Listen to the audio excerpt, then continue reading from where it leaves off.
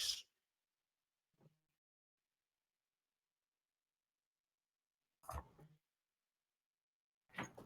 Somewhere. Oh, something's going right now, though. We are live. I'm gonna get started. Hey, everybody! Welcome to the SideQuest. The SideQuest live. We are doing stuff. It is Dali.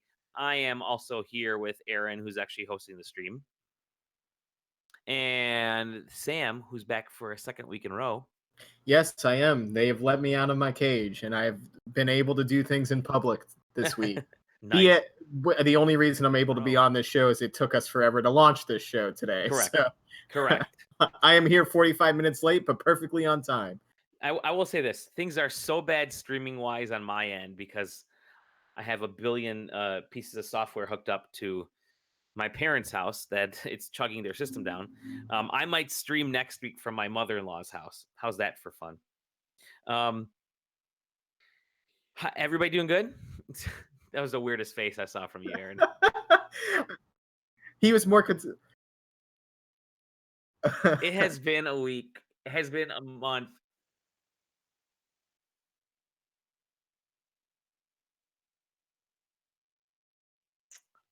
I'm all interruption. We were actually supposed to have a guest this week. A developer was going to be on board, but streaming was one of the issues. Obviously, there's other issues involved. Like, I don't think I'd be able to pull it off at this juncture. But I could stream from my phone. It might be even easier. But let's get a good show today. Get into what we've been playing. It's no way to talk about Sam. Wow. I don't even know what the elephant in the room is, and that was just mean.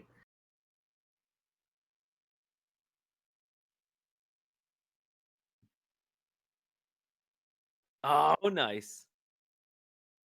Yes, I see it.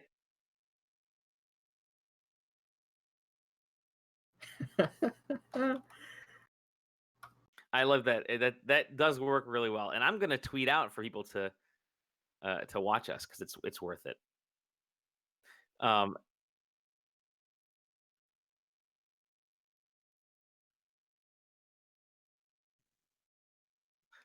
Dolly sucks.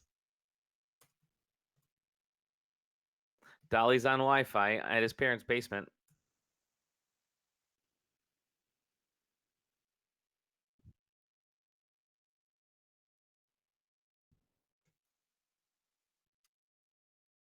Really?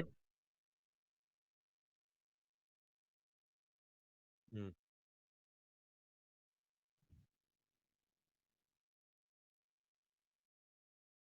Unfortunately, I'm stuck using Wi-Fi because of where this office is compared to where they have their stinking router. They have their router on top of the fridge in the basement, in like halfway across the house from here.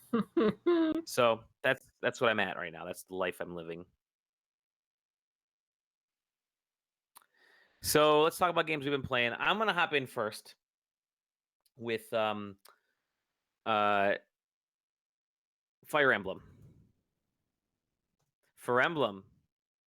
And I've been playing the hell out of that. So quick little update. My papa has been in the hospital for something he had procedure. Let's just say I won't get into too much information. There's a whole lot of blood, but that allowed me to sit in a hospital room and just play video games. God bless the Switch for being a portable HD console and allowing me to play modern games, because that's an advantage right there, my friends. Having a device that has decent visuals, but terrific games. And I played two groundbreaking games. Fire Emblem is one of them. I'm actually much further along in that now. I think I'm about 18 hours into that game now, which means I'm only like a tenth of the way into that game, according to what everybody's saying. I'm to like, there's a time skip that everybody knows about in this game. There's a whole bunch of stuff that happens. Nowhere near that. I'm nowhere near any of that. I've got plus hours left to go before any of the major storylines start to happen. But things do get pretty hot and heavy with my classmates or my students, I should say, in terms of. Sam, are you playing it yet? Yeah, I've played around a little bit with it some more. Okay. I haven't gotten like too far in it, but I've certainly gotten to the stuff now where like you start seeing the sort of side conversations Yeah. and the supporting stuff and learning that like, oh, I thought everything was hunky dory within the internal politics of my house, but turns out I was completely wrong in that regard. So there's some stuff, and I'm starting to see like I'm starting to get some secondhand embarrassment from some of the characters that struggle with like talking to people and being like, "Oh, I know exactly where you're at, bud." Like, For me. uh, yeah, some of that stuff is hitting a little too close to home for me. But yeah, it's like certainly ramping up in a way that like gets me excited to play more of it. It's a deep ass game. It is a deep. Um, I know didn't advertise it. It's certainly got a whole bunch of persona in it, Oh yeah. actual Fire Emblem in it, and a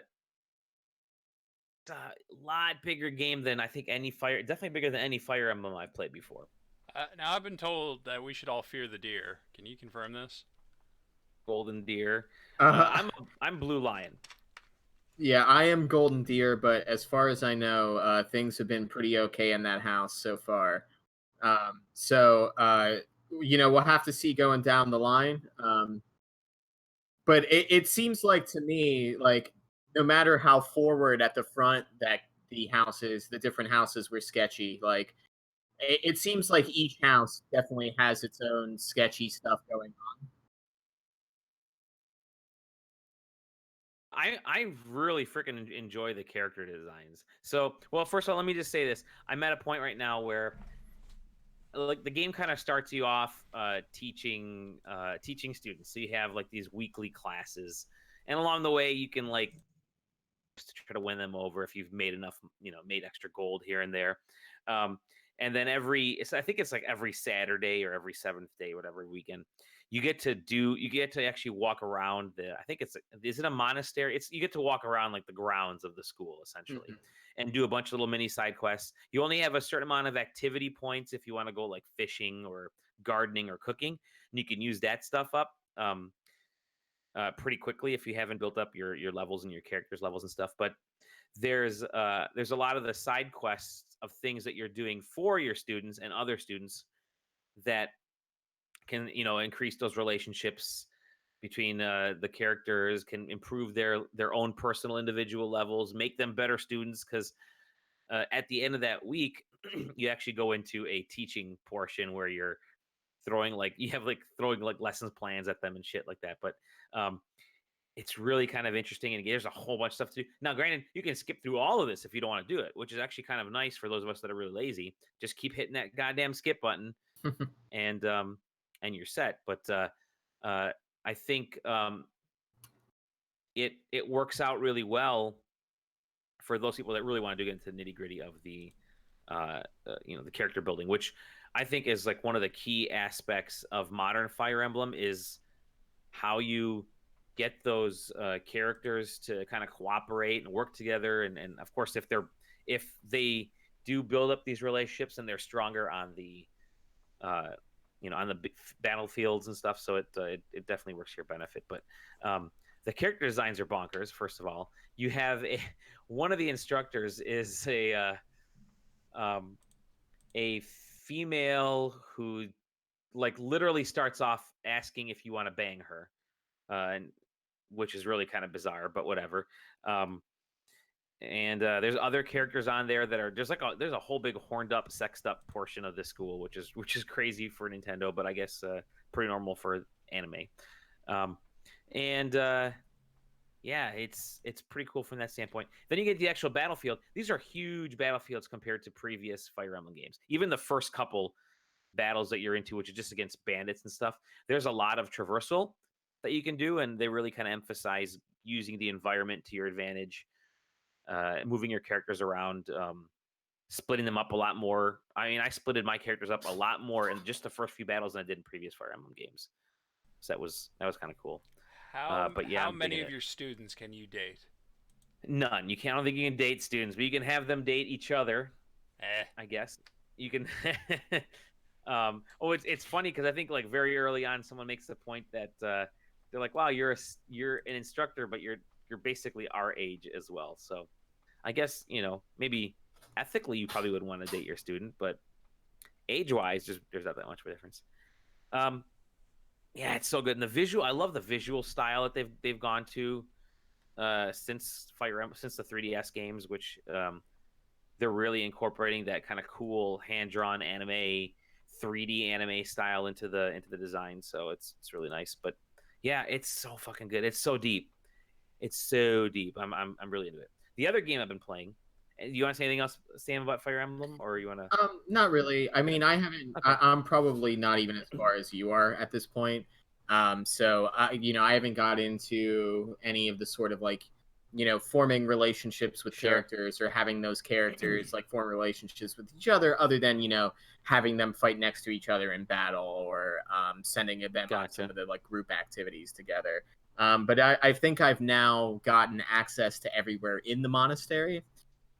So Mhm. like there's still even like some of that stuff I'm trying to figure out. They just introduced me to the idea of like lost items. So like people will lose items like around the monastery, and you can turn things into people to boost their I can't think of what the exact term is, but their willingness to learn effectively.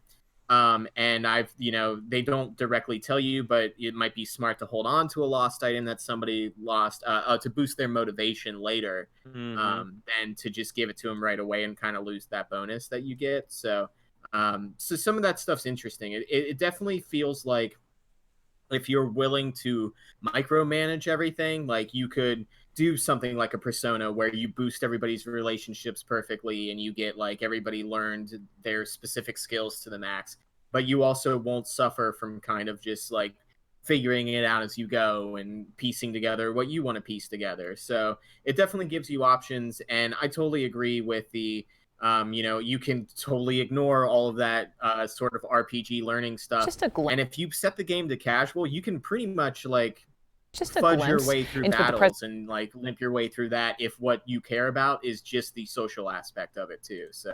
Um, so that's definitely a good point for people that maybe aren't so into those sort of turn-based RPGs, but are into the sort of visual novels that get paired with them sometimes.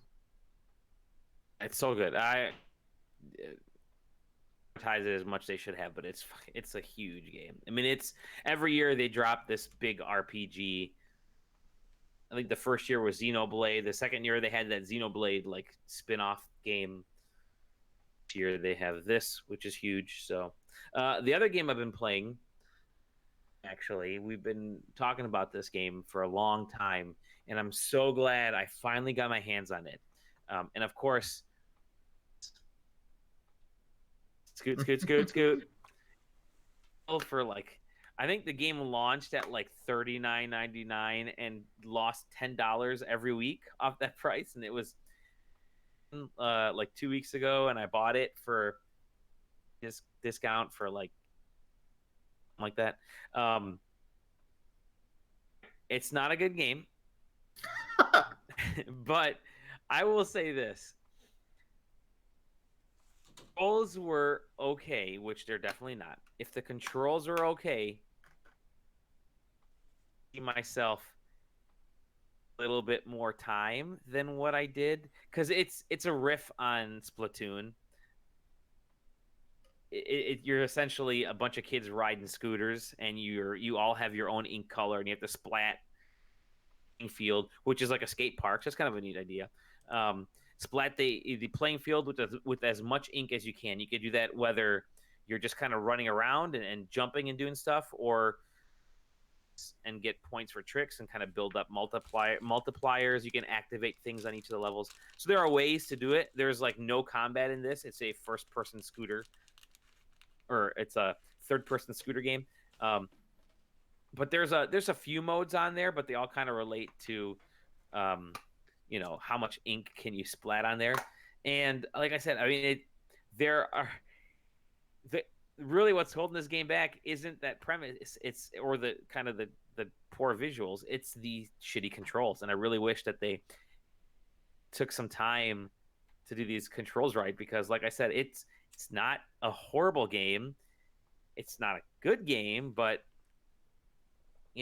for $10, it would have been a totally worth picking. You wouldn't be upset picking up for $10. I'll just say that. But yeah, Crayola Scoot.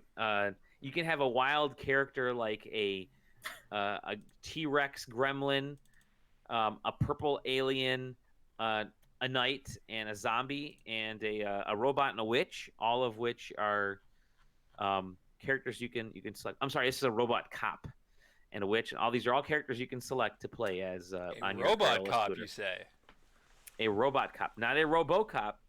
A robot cop. So if Crayola I'm a Scoot. Tony Hawk fan, is there anything here This for is me? Skate 4. Why is it called Scoot? It should be Skate.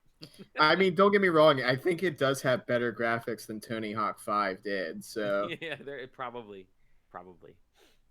Yeah, that's what I've been playing. What have you been playing, Sam?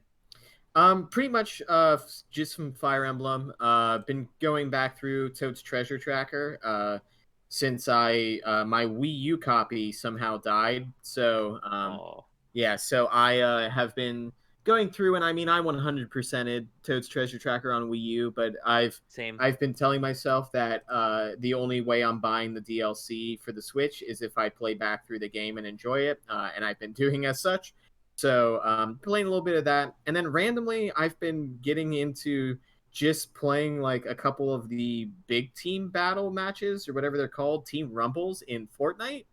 I don't know what it is. I don't know. I watched like the YouTube video for the new like battle royal season, and I was like, oh, maybe I should turn that on and like try to play a couple rounds. And I don't know. I've just been kind of enjoying it. I think I also like the idea that now that they have the like cross progression system, I could pick up my Switch, or I could be on my computer, or whatever device that I want, held loaded up on my Android phone, and like gain the same sort of progression across all of them. That like I think that just gives me like a default excuse to play Fortnite instead of something else. I mean, that's great, and Fortnite's still as dumb and goofy as ever. So, you know, I've never been in the camp of, oh, Fortnite sucks, or never Fortnite, or play a real man's BR game or something like that. But I don't know. It's fun. It's good to hop in for like 10 minutes and then, go watch YouTube or do something else that's, the thing you actually want to do, as opposed to just like playing games. So I've been hopping in and out, using it as a nice like palate cleanse from just the abuse of Fire Emblem. I like that you called it the abuse of Fire Emblem. That's good. Well, the problem with like RPGs that I have, and Fire Emblem has been showing signs of it, is there's a lot of times where like I want to play the version of the game that the game's not ready for me to play at that moment. So you have to get through like the hour of story talky talk before you can actually start playing like battles. So like I always have the issue of like, oh, I should play Fire Emblem, but I got like 20 minutes worth of talk, and I just want to play like a battle right now. And like that's where I get the hang up with stuff like Fire Emblem. And like I appreciate both ends. I want to, I don't want to read. I could just get a book out and read. I want to play the game. Sometimes you got to read a couple chapters of the book before you can start playing. That's why my thumbs are the most worked out part of my body, because I just sit there and skip. Well, what dialogue have you been skipping recently, Aaron? Well, luckily I haven't been playing anything. We should that has totally dialogue. rename. We should rename this portion of the podcast. That what dialogue are you skipping? What dialogue are you skipping? No, it's a running joke, but in my Final Fantasy 14 guild, that I have no idea what's going on in that story because I skip all the fucking cutscenes. Where did these chicken birds come from? But no, I've been playing. I've still just been playing Teamfight, and I've been playing some 7 Days to Die with a crew of people, and we've been I've been streaming the team fight on my channel, and then a crew of us are sort of rotating who streams 7 days. We've almost survived. We're up to like day 28, so there should be a big attack coming that might kill us, but probably won't because we're really good at that video game. Because we're super good, you guys.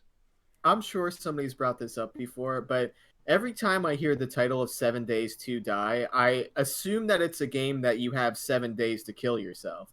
And like I know the point of the game is to make it longer than 7 days alive, but like I always get confused and I'm like, it just sounds like you're trying to kill yourself another 7 days. And I've seen people play that game and it is rather easy to get yourself killed. It is. Here's the fun part about that game that's totally incidental to me playing it or to the actual gameplay. Fast and the Furious, the movie franchise, has ruined that game's name for me because it's the number 7 days, the word two, like T-O, die. And every time I write that in any facet, I write 7, the number, days, 2, the number, die. I just can't help it. God damn you. Fast and the Furious movies, you've ruined me. You've ruined my brain. Too Fast, Too Furious. 7 Fast, 7 Furious. 7 Fast. Don't give them any ideas; they'll take them. Oh God, I hope so. I want more. I want those movies to go on forever. I saw how Paul Walker looked. He looked all right. All right, they brought him. Oh, I don't say they brought him back to life. They reanimated his corpse. They reanimated his corpse. But no, I've just been playing those because there hasn't really been anything. Any big releases, and no big releases, and like even the small stuff that I tend to go towards, it's just like there's not a lot of it. The only thing that has even like remotely kind of caught my attention isn't out until October, and that's that Indivisible game that's coming out from the studio that made Skullgirls. Is that RPG they're making? I played that like 3 or 4 years ago at E3 and really liked it. Well, they had a demo for their Kickstarter that was like available on PlayStation. So like I feel like I've seen that game in circulation for almost 10 years now. Yeah. Well, I mean, Skullgirls is really old too, right? Like that came out forever ago. But yeah, so I've just had my eye on that, and it came up again like today or yesterday because I guess the release date got confirmed for the 8th of October. Finally. Mm-hmm. So the 2 months from now, exactly 2 months from now, I think. That. But yeah, so I've been playing Teamfight. I've been playing 7 days, and that's pretty much it. Are there games like this fall release schedule that you guys are waiting for? Like, I feel like I'm waiting for so many games this year, and I'm normally not like that. Like I'm really interested in trying Control when it comes out. A few weeks here, right? Yeah, I think it's at the end of this month, and like I'm like super looking forward to Death Stranding. And like I'm even like very curious about Gears 5 this year. Like I just feel like there's a lot that I'm like interested in seeing. Not that I'll even like pick it up and play it, but I'm interested in seeing like what the sort of discussion around it is and like what those games end up being. Yeah. I totally agree with you. I like massively long for this year. Like all of Nintendo's Switch stuff because I got back into Pokemon, and then oh yeah, don't get me wrong, Luigi is my entire November. I want to get that Astral Chain. Yeah, really badass. I'm not quite ready. I don't know if I'll be sold on Daemon X Machina yet because I'm not a big mech type of guy, but that may be like a springtime pickup for me. But yeah, Gears 5. Interested in. I think I have like Gears 1 through 4 on the gold, so I can just pick those up. Yeah, like the first thing that I got a list pulled up for like the calendar release, and like the first thing I see that I'm at all interested in is Indivisible, which is in like October 8th, and then for the big release is Outer Worlds is October 25th. And then Death Stranding's in November. Outer World, totally forgot about that. That looks fucking awesome. If I get a Switch by November, I'm interested in Pokemon Sword and Shield. Just because I think that would be cool for like my first official Pokemon game to be the first console one. You know what I mean? Like the first actual Pokemon game on a console. Cause I was going to say, every time that gets brought up, I'd like to remember everybody of Gales of Darkness that was on the GameCube. But True. go on. But yeah, like Doom Eternal is November, and that's sort of it for this year, at least for me. There's a lot of shit that's not scheduled, but I don't think it's even hinted at coming out this year. Like Dwarf Fortress, the Steam version, I'd like to play that, but it's still, I mean, its release date is still, time is subjective, so. But yeah, I think there's ton. I mean, Destiny, right? Destiny has their big launch. Interested has a big launch coming up here soon, I guess, too, right? So, like there's some shit that I would play.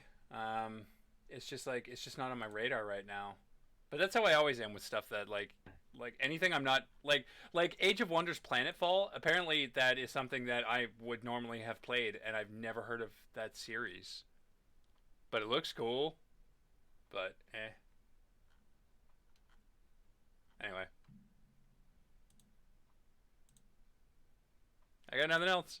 I've talked to death about the things I've been playing because I've been playing the same thing for like 3 weeks now. So, you guys want to hear? Chess. You guys want to hear about auto chess? Anything new on auto chess this time? No, I haven't even gone up a single rank since last week. I've been the exact same rank the entire time. All right. Yep. It's very frustrating. And that has been your auto chess auto update of the week. Yep. Has anybody gotten back into Eco? No. Eco thing? We did that big game, and then we're probably not going to touch it until a year has passed. Because that's how that seems to go. I'm still so bummed that I missed like that whole Echo game because my brother had visited, and by the time I got back, everybody had like what is essentially cars in that game, and I was like, okay, sweet. I guess I'll just be the homeless guy under the bridge, living in a hut next to the giant wizard tower. Yeah. That everybody thought was an affront to God. Weren't people worshiping that tower by the end of it? People were worshiping the meteor from that tower. Yeah. You got me looking at Pokemon XD Gale of Darkness now.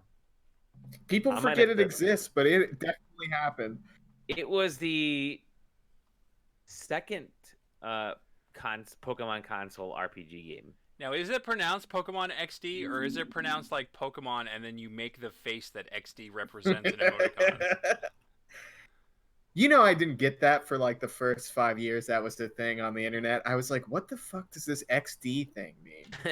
Everybody really likes Pokemon.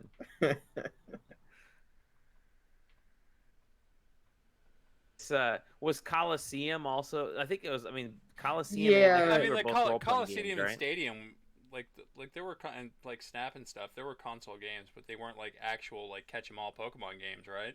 Yeah, but that Gale of Darkness was a like go fight gym leaders. I'm pretty sure, right? Like. Yep, it was. This the where they had more of the shadow Pokemon in there, I think, which are now in Pokemon Go. Get those shadow Pokemon. Aren't they in constant pain? A lot of them are, yes. Like, isn't that the lore behind the shadow Pokemon? Is that they're essentially being tortured for as long as they survive? I'm not purifying any of the ones I catch because I want to have like an army of these just pained Pokemon that I can battle with.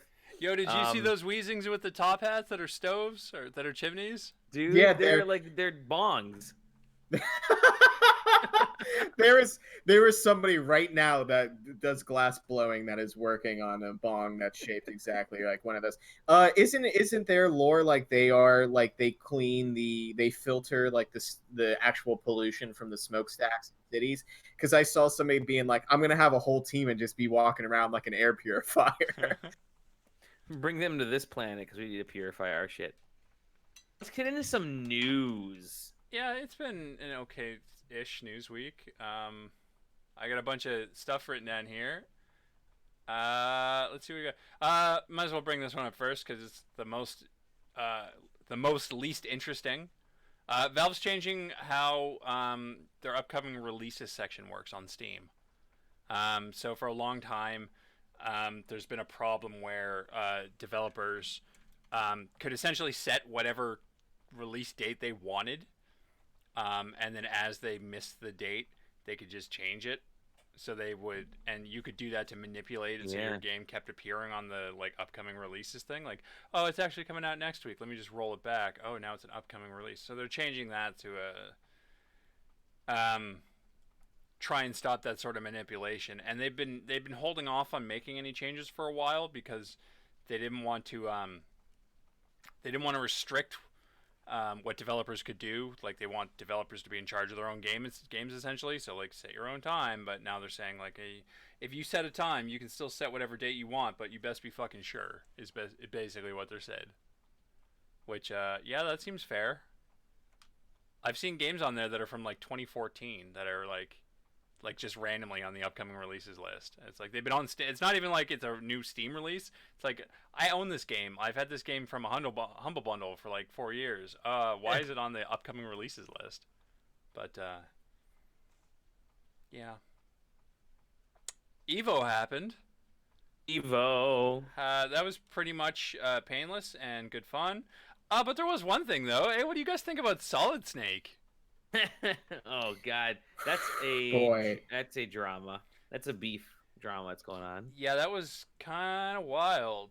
I guess a bunch of the boys at Evo paid David Hayter to record a line as Snake because he just sells his voice, and somehow that's totally fine. Yeah, it was using one of those. I think specifically the app is called Cameo that they use. Yeah. And like it's one of those ones where it's like, oh, I can It pay is. like $100 and get David Hayter to say like "Happy Birthday, Steve" using the Snake voice. But I'm pretty sure in those terms of services for those apps, it mentions that you can't use it for like promotional material and stuff like that. Like it is specifically like a private transaction between you and that person. Yeah. And they decided like, oh, hey, we're going to use it to both promote Street Fighter and Evo at the same time and break those rules twice. So Totally get dude, we can get Gilbert Gottfried to record for side questing. Michael Rappaport. I just I mean everybody's on Cameo. Andy Dick. This is awesome. But yeah, no, I just so like on the one side, the guys who did that at Evo, like that was very stupid. Especially because they weren't actually like they made everybody think that like Snake was coming to Tekken because Tekken has a history of doing like reveals at Evo, and he wasn't. But on the other hand, David Hayter was pissed and like had a tweet like essentially lashing out like, don't you ever fucking use my voice without my permission ever again. It's like, dude, you're selling your voice. So like you took money for it. I don't think you get to be pissed about that. Number two, you're not even selling your voice. You're selling the character you play's voice. Like, is that even legal? Like, is Konami okay with him selling lines at like Solid Snake lines? That's the thing is I think like Hayter was even looking to try to cover himself because I mean you can as a voice actor do it, but that voice technically belongs to Konami because it's identified with that character. So it might have been something like, hey, like, you know, I necessarily shouldn't have been selling this anyway. But then you took it and you broke our, you know, assumed contract of how you were going to use it. So now you can screw both of us over and Konami can go after both of us for using it in a negative way. Yeah. The whole situation's dumb, essentially. But, and then there was more where, like, oh, shit, I don't have his name. Keiji Inafune? Tekken guy? Mhm. Is it him? I'm just going to quickly Google Tekken 7 guy. No, I'm not looking for Heihachi Mishima. Thanks, Google. Lost Planet, Dead Rising, Onimusha. He's at Capcom, by the way. Oh, it was Harada. Harada, yeah. He came out with. I'm pretty sure it was him that came out with a statement saying like this was all a mix-up and we're not affiliated with this in any way, and there's no announcement coming, and blah blah blah. And it was a whole just weird, stupid Evo mess. They almost got through an Evo without fucking stuff up. Get Tony Hawk to record a message for SideQuest. I'm still stuck on Cameo. I would pay Tony Hawk to say cowabunga, and I know that's not something that skateboarders say often, but I think it would be hysterical. Probably. Is he on there? He might be on there. Probably. And no, Dr. Jones, going back to Steam for a second, they added an option where you can filter out all the adult content from displaying on your Steam. So they're keeping it, all the upcoming releases, at least for me, because I haven't turned that option off, or porn. Because, you know, that's great. You want to hear more news about other people that were pissed? How about that Ooblets Epic Game Store thing? Oh, God, that's a good one. Yikes. Did you guys see the Medium post that they put out afterwards? Yeah. I hate gamers. It's so fucking gross. Especially given the fact that this is a game that if they had not accepted a contract from the Epic Game Store, if they just released wherever the fuck they were going to release, nobody would buy this game and nobody would have heard of this game. No offense to that game, it's just that's the kind of game it is. That was a game that was important to like a very small section of people. It was a game that was crowdfunded, which means that small section of people probably already, like, whoever was going to throw money at it, chances are the majority of them already had. And now it's just like entitled fucking children hurling like vitriol and insults at these developers because they don't like the Epic Game Store. Yeah, it's always the case where it seems like the people that are most upset about this are people that wouldn't be interested in the game at all. And the people that are, you know, super psyched for Obliques to come out, if anything, this is great news because now that they can rely on this production and they can actually produce it and get it to the extent that they want to.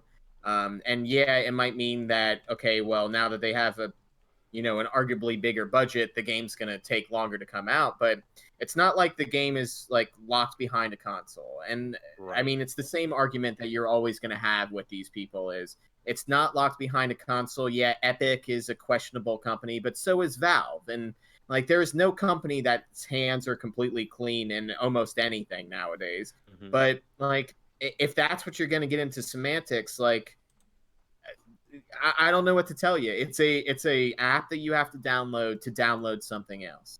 And if you're not willing to download that, well, then I guess you don't get to play all the cool games that are going to be on there. Well, I was thinking about it the other day. I was reading through a thread about it on Reddit, and somebody had just offhandedly mentioned about how all this bad press that these guys are getting might not be super good for them because as an indie game and like an indie studio, they really rely on the goodwill of their prospective customers to be a success. And then I started thinking that, like, well, that's not really true anymore because Epic, these contracts are essentially guaranteeing a break-even level for any of these games that sign on with them, which means power has essentially been taken away from all of the prospective customers. Like, they can't vote with their wallets anymore. They could say, I'm not going to buy it, and therefore this game will fail, and I've had a small part in that, but that's not how it is anymore. Now they can say, well, I'm going to vote with my wallet and not buy it, and the game still broke even because Epic's the one fronting the bill. Well, yeah, and I would even argue that in the short term, obviously, this negative press, like, for them personally, especially because of all the personal attacks and all the nonsense that's been going in that way, is negative. But I think in the long run, all this weird internet, like, mob mentality against them might end up boosting their sales just because you have people that, it's more visible. You have people that are reading this and are like, I'm sympathetic to these things, and I can see that this is a type of game that I'm on board with, and I might not have been able to see it because if Epic wasn't going to host it in front of their storefront, I might not have seen it, or I might not have seen it that this controversy is a thing.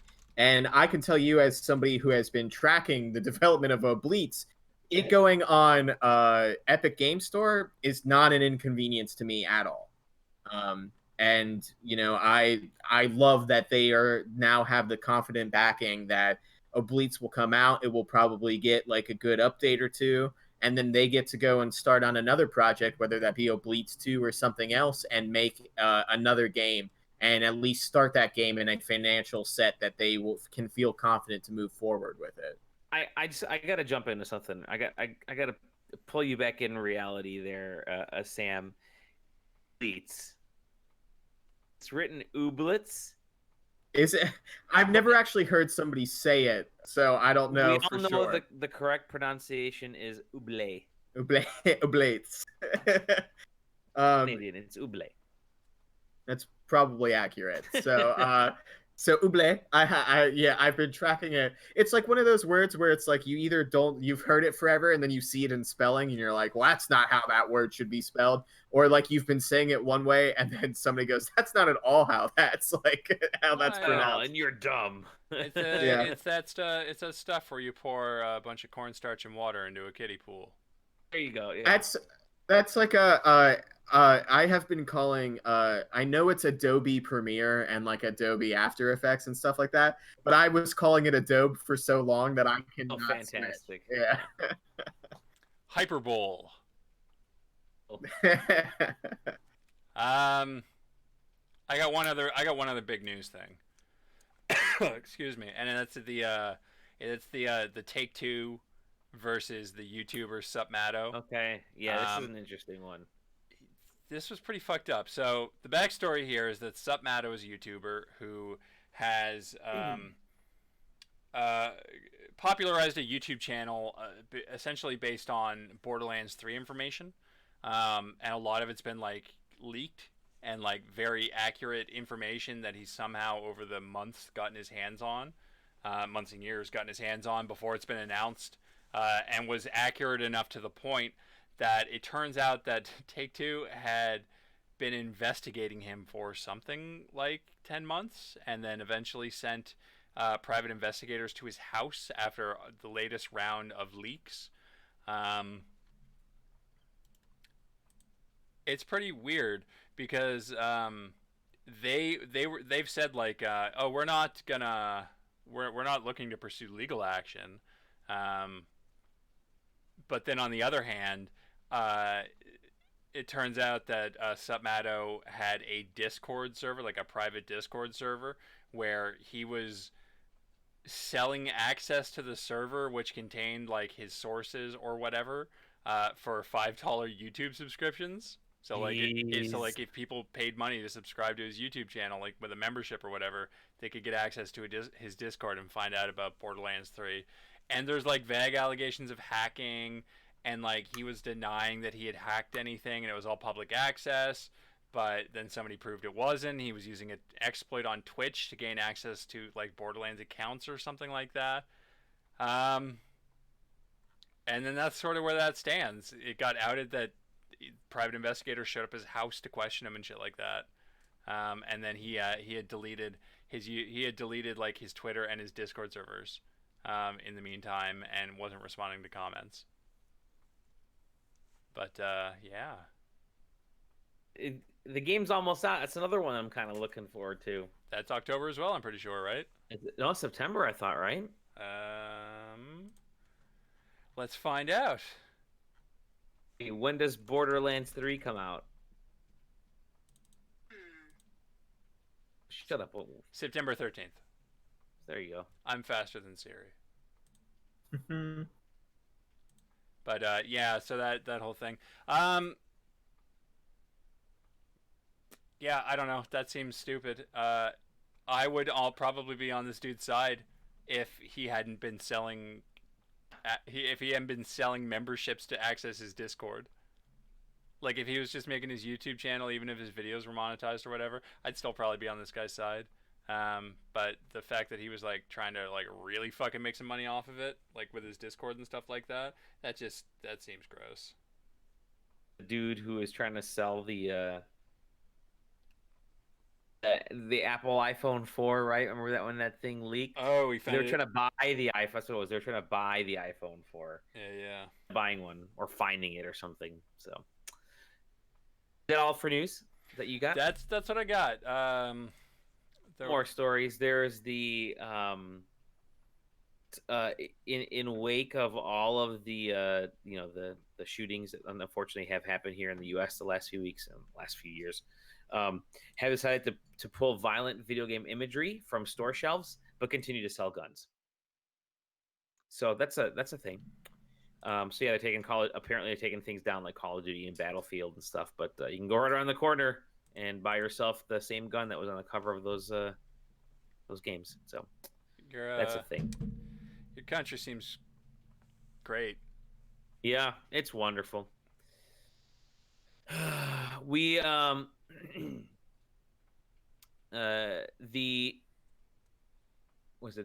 final game list for the TurboGrafx 16, that little mini console they're putting out. There's one of those coming out too.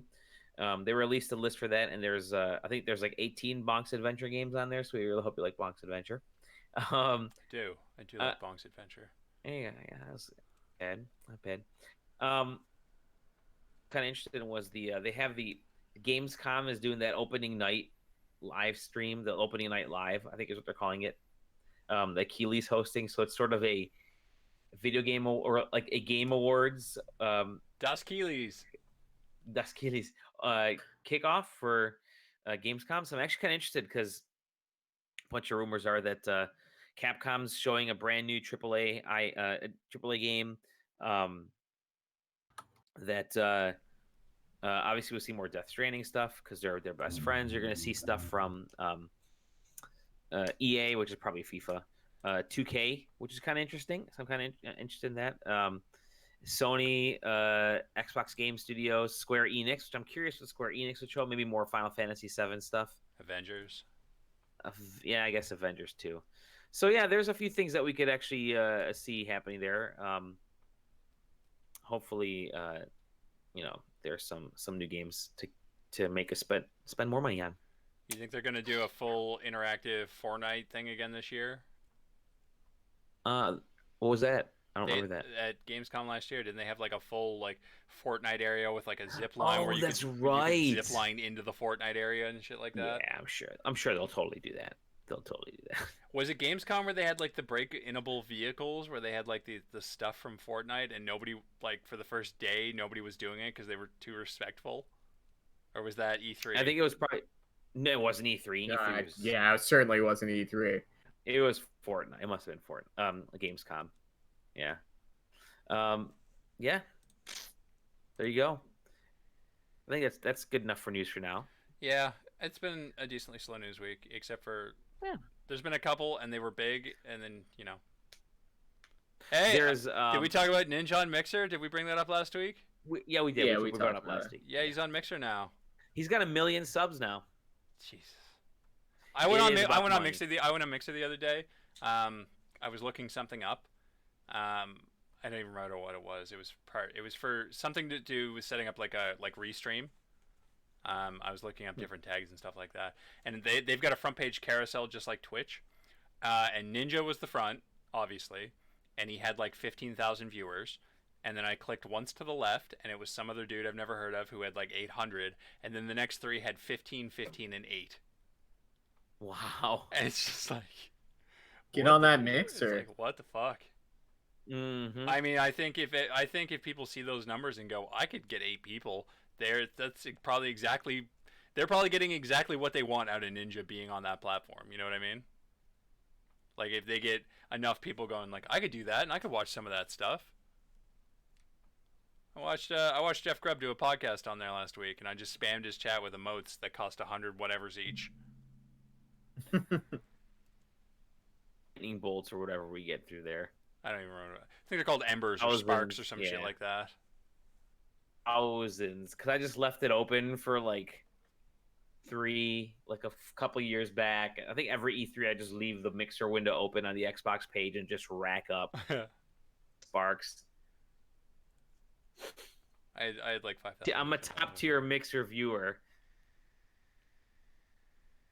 Let's wrap this sucker Yeah, up. I got nothing to say about Mixer. It's their software seems really good, and I have no interest in trying to use it because I'm still working on that Twitch. Like Tom said last week, it's the best tech out there, but it's also the HD DVD versus They should lease their tech to Twitch. They should just lease it to Twitch and get in on that and just like collect eternal money from them instead of trying to make their own thing. They're still behind Twitch and YouTube, and there always will be. Twitch is the first one. It's the and because it's tied to Amazon, but let's pack this sucker up. Yeah, that's all I it's got. 11. It is almost midnight here. I'm gonna play a little bit more Fire Emblem and fall asleep. So, thank you everybody for joining us. My internet managed to hold up. My stream did not, so I will get this thing figured out. Dr. Jones, I was waiting for you to start chatting. You finally did. Yeah. So how's it going, Dr. Jones, in the chat room? It's nice that you were able to join us. I think the developers of Fire Emblem are cowards because Persona 5 let you bang your teacher, but this one doesn't let you bang your students. On that note, bang your students and teachers in your dreams. This is the SideQuest. You can find us at sidequesting.com, at SideQuesting on the social, SideQuesting TV, also on Twitch and on Mixer. I should get us a Mixer account. That'd be funny. And YouTube's. You can find me at Dali Demosky. We can find Scratty Bones where? You can find me on Twitch and Twitter at Scratty Bones. And it just occurred to me that we do these intros every week. I know we do these intros every week. I know all of the different links. I could have made an end card slate. Oh shit, we totally should do that. I could just have had one of those ready and just hit the transition button, and I didn't. You didn't. Next time. And Sam, we don't care where you are. No, like a shadow Pokemon, I am constantly in pain and can be seen right through. So there's nowhere you can find me except for on the GameCube. Nice. You exist in XD on the GameCube. That's it, everyone. We'll see you on the next side quest. Bye-bye. Bye.